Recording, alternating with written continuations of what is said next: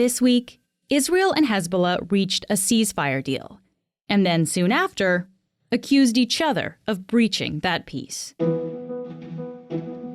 ceasefire, though fragile, appears to still be holding. Israel and Hezbollah, the Iran-backed armed group in Lebanon, agreed to the deal after over a year of fighting. Hezbollah fired rockets at Israel after October 7th last year, in support of Hamas's attacks on Israel. The two exchanged fire for months, and then the conflict escalated when Israel invaded Lebanon this fall. And while the fighting may have ceased between Israel and Hezbollah, the war in Gaza continues. Today, Reguly, the Globe's European bureau chief, is on the show. He's reported from Lebanon during the war. Eric will explain what led to this deal, what could help it succeed, and if this could create momentum for a ceasefire in Gaza. I'm Menaka Raman-Wilms, and this is The Decibel from the Globe and Mail. Eric, thank you so much for being here. A pleasure. So we're about 2 days into the ceasefire, but both sides have already reported violations. We are going to get into that, of course. But Eric, can you just quickly lay out for us, what are the key points of this ceasefire deal? Both sides, the Israelis and Hezbollah, have to withdraw from the area south of the Litani River in southern Lebanon. The Litani River runs about 30 kilometers north of the Israeli border. That's where most of the fighting, the ground fighting and the aerial attacks have been since late September.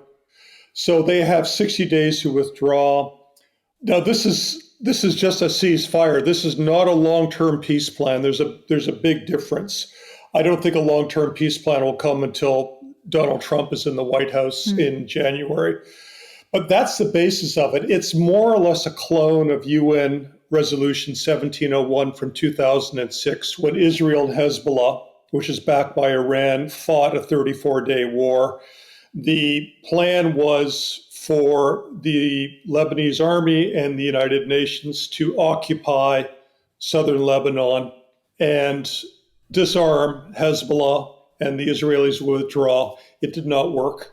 Hezbollah basically took over the area, and it just fell apart, and they formed a state within a state. So this new plan is a variation on that one. It's essentially a clone, and there's no guarantee it'll work. But I'm sort of optimistic it will. Okay. And just so I understand it then, so Israel and Lebanon both are supposed to pull back over the next 60 days, and then there's a role for the Lebanese army and the UN actually to help maintain peace there. What is their role? Well, the UN's been there since 2006. They're called UNIFIL, UNIFIL. Several thousands of troops have been there, and they are simply to monitor ceasefire violations, keep the peace, and make sure the militias are disarmed. It did not work since 2006. Hezbollah was too strong, and UNIFIL, which is not a fighting force, they're a peacekeeping force, was supposed to be working with the Lebanese army. And the Lebanese army was and is very weak, had virtually no weapons, very little manpower, and that power vacuum was filled fully by Hezbollah, which made southern Lebanon its stronghold, along with South Beirut.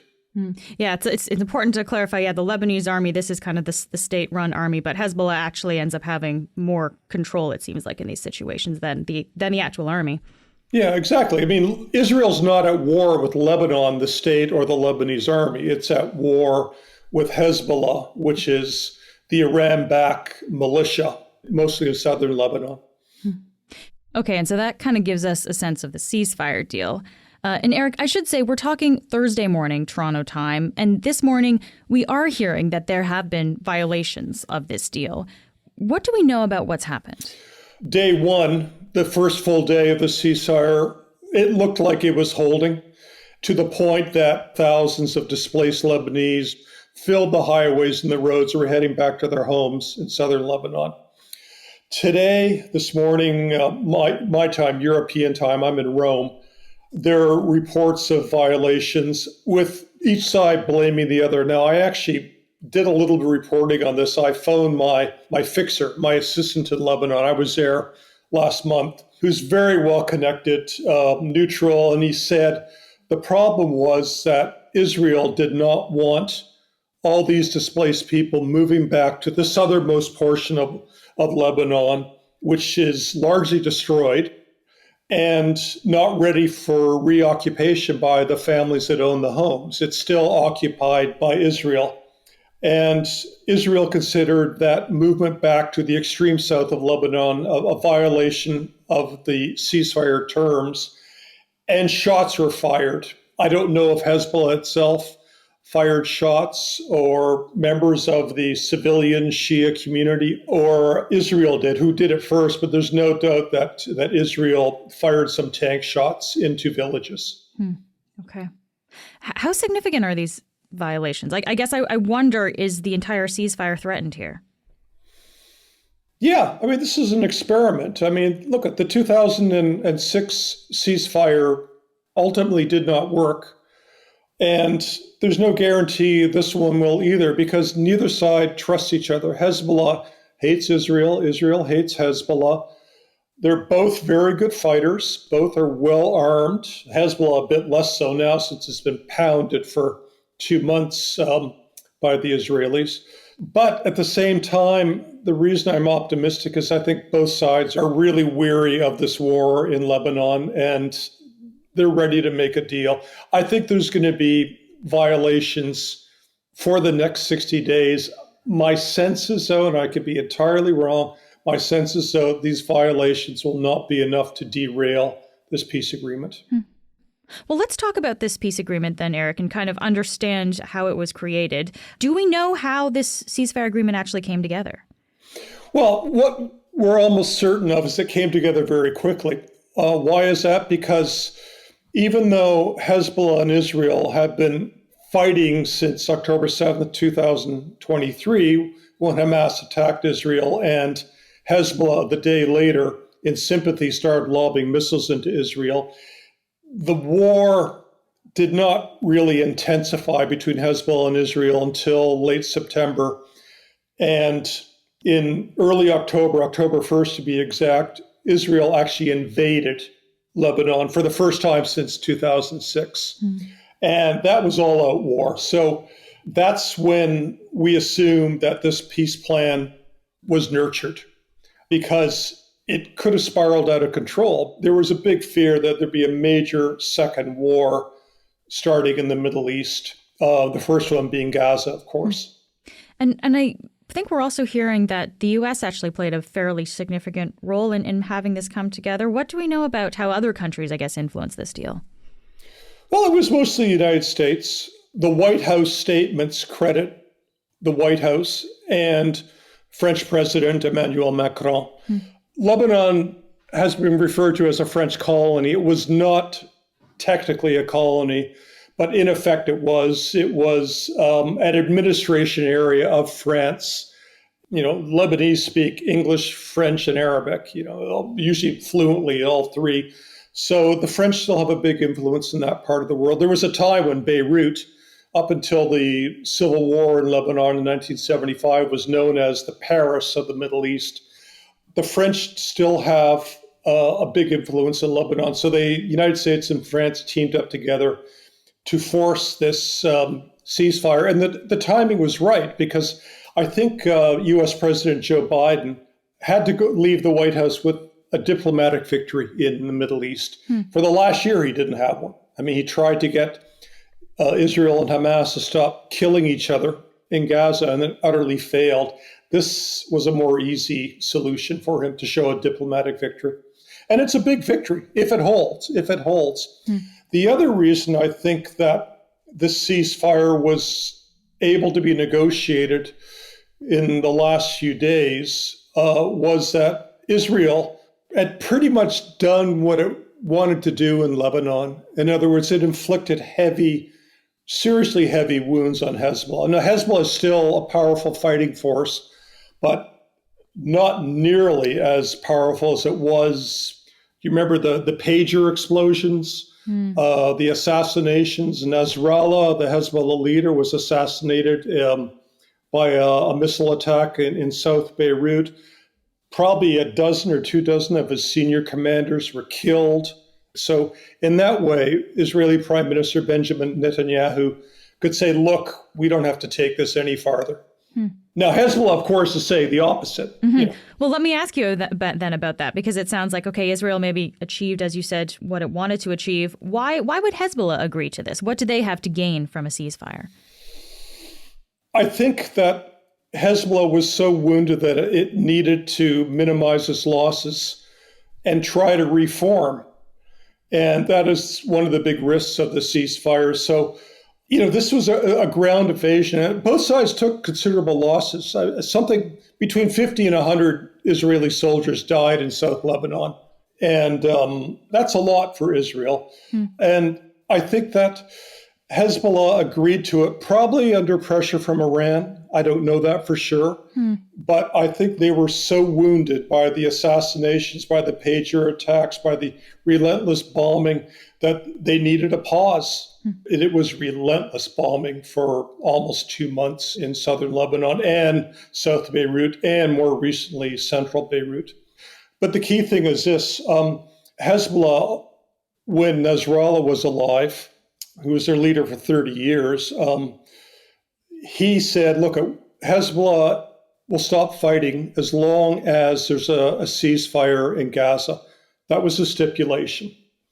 And this stipulation was canceled in this latest ceasefire. So Hezbollah said, we will agree to a ceasefire, officially Lebanon, but in effect, Hezbollah said, we will no longer demand a ceasefire in Gaza for the ceasefire between Hezbollah and Israel in southern Lebanon.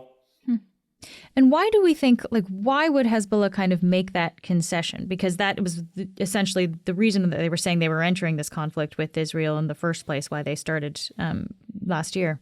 Because I think Hezbollah was desperate for a deal.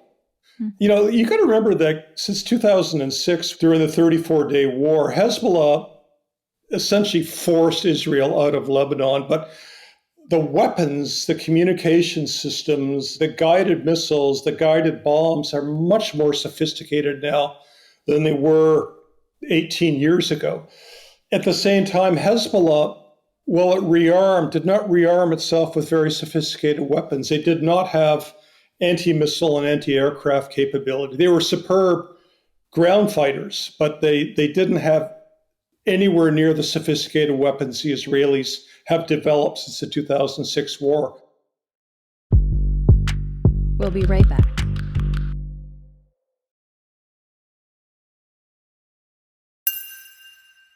How big of an impact has this war had on Lebanon? Oh, huge. So I was there for 2 weeks last month, and as soon as I landed at Beirut Airport, which is in South Beirut, that's about 7 kilometers to the center where my hotel was, I was shocked because both sides of the main road were lined with cars, double and triple parked. And I thought, what was going on? They were IDPs, internally displaced people, sleeping in their cars, fleeing the bombing in southern Lebanon. And it just multiplied every day. So by the time I left, there were somewhere between 1 million and 1.2 million internally displaced people. And they were overwhelming the cities. They were living in beaches, in tents. They were living in parks. They were living in their cars. They were living in hotels commandeered by the Lebanese government. Almost all the schools in Lebanon were closed. The kids could not go to school. They were losing their academic year. And central Beirut, a city I know well and love, felt like being in an open-air refugee camp. And it caused a lot of tension with the locals. You got to realize that the Lebanese government is essentially bankrupt. It's been in financial crisis for years and years and years. It has no money. So it was really up to the aid groups to feed them, to give them water. By the time I left, I think the society was close to collapse. Huge number of internally displaced people, destroyed infrastructure. A lot of people have been killed, right? I think it's, close to 4,000 people have also been killed in Lebanon. tens of thousands wounded. I covered one attack that was only a kilometer from my hotel where about a dozen people were killed. It was a clinic, a medical clinic. The destruction of these missiles is incredible, absolutely incredible. My fixer almost got killed 2 days ago. Oh, wow. In Beirut. He was in the center of the city. I don't know what he was doing there. And he said he just got flattened by a missile attack. This is just before the ceasefire took place. And he said sheets of glass fell off the building and crashed into his car from the building that was destroyed. And I talked to him a few hours later, and he was numb. He wasn't making sense. He was in shock still, and partly deaf. Yeah. Wow. So now that there is the ceasefire in place, I guess when we talk about the impact on civilians here, Eric, what does it mean for these people, I guess, both on the Lebanese and the Israeli sides of the border here? Yeah, don't forget that 60 to 70,000 Israelis in North Israel are also displaced. They've had to leave their homes. And today and yesterday, they were really upset that the ceasefire is in place without Hezbollah being fully destroyed. And some of them wanted a buffer zone that would go north of the Israeli border into southern Lebanon. So, yeah, it's hurt both sides of the border. Obviously, Lebanon more.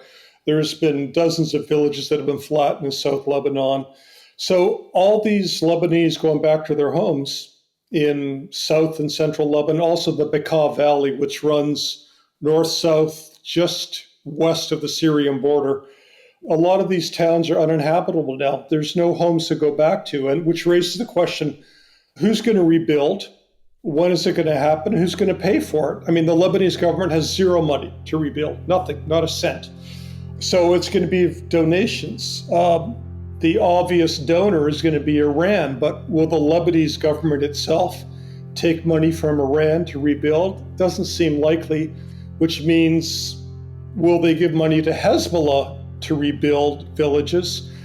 How much of that rebuilding money would be diverted or siphoned off by Hezbollah to rebuild their weapons, in effect?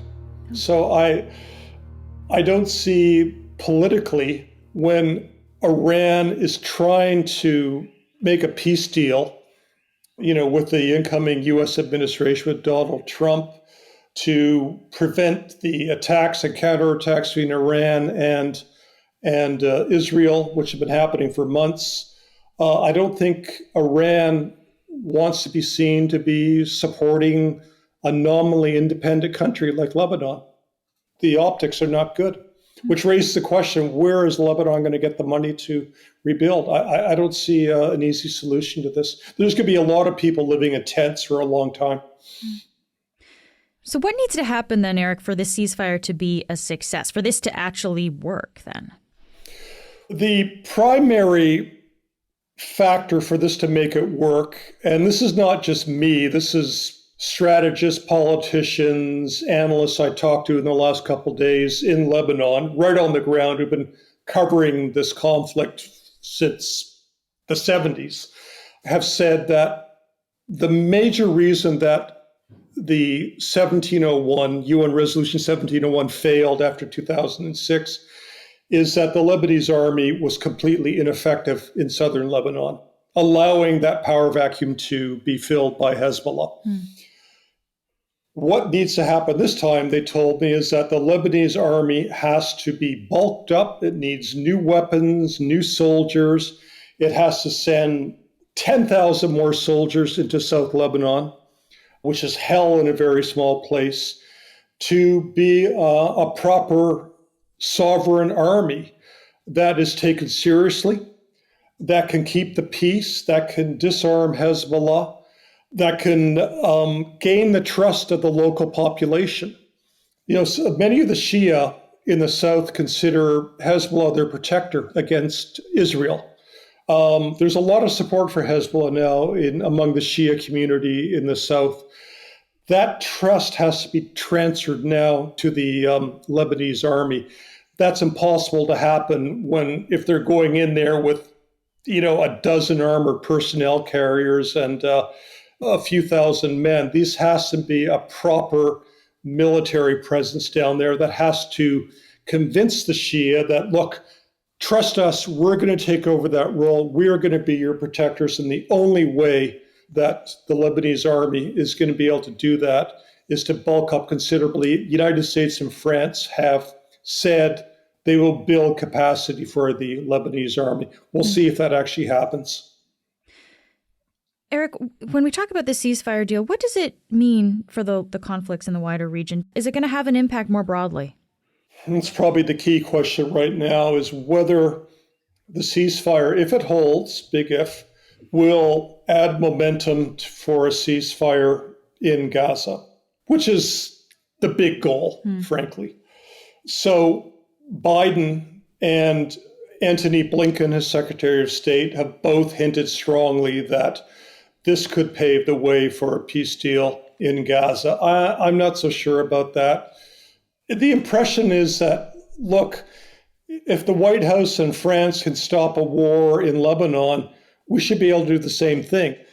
What it revealed to them is that Israel's open to deals. It was open to a deal between Hezbollah / Lebanon and Israel. Therefore, it's conceivably open to a deal in Gaza.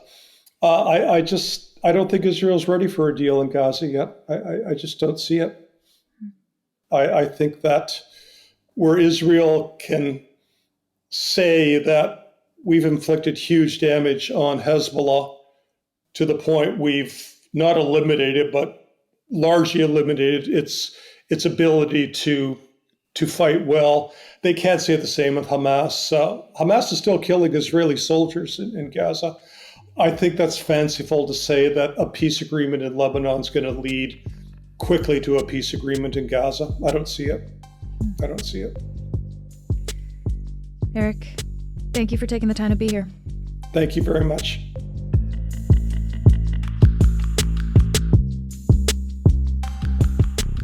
That's it for today. I'm Menaka Raman-Wilms. Our producers are Madeline White, Michal Stein, and Ali Graham. David Crosby edits the show. Adrian Chung is our senior producer, and Matt Frainer is our managing editor. Thanks so much for listening, and I'll talk to you soon.